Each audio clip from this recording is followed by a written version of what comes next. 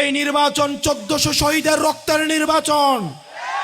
এই নির্বাচন ইলিয়াস আলীর নির্বাচন। এই নির্বাচন 30,000 আহত হওয়ার নির্বাচন।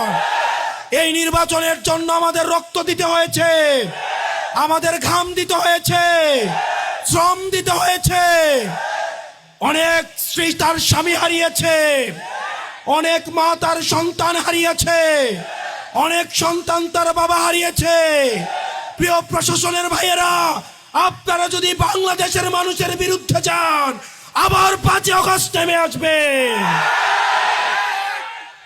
আজকে যদি ভোটচোরদের কাছে দেশটা রেখে যান, ভোটচোরদেরকে দেশটা তুলে দেন, এই ভোটচোররা আপনার সন্তানদেরকে রাস্তার মধ্যে করার জন্য আপনাকে এই নির্দেশ দিবে। সিদ্ধান্ত আপনাদের। প্রিয় সিডিসিরা, এসপিএসআইরা, সিদ্ধান্ত আপনাদের। আপনারা কি ক্ষমতা ভোটচোরদের হাতে তুলে দিবেন নাকি জনতার হাতে তুলে দিবেন?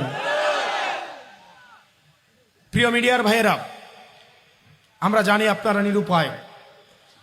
তৃণমূলের সাংবাদিকরা এসে আমাদেরকে জানায়, ভাই আমরা খবরটা পাঠাই, এই খবরটা কেটে দেওয়া হয়। অন্যদিকে দেখলাম সারা মিডিয়া সব জায়গায় একটা দলের শুধুমাত্র বন্ধনা, প্রশংসা, সব বন্ধনা শুধুমাত্র বিএনপির জন্য। কি নির্লজ্জ মিডিয়া! মিডিয়া খবরের মাঝে মাঝে বিএনপির প্রচারণা চালায়।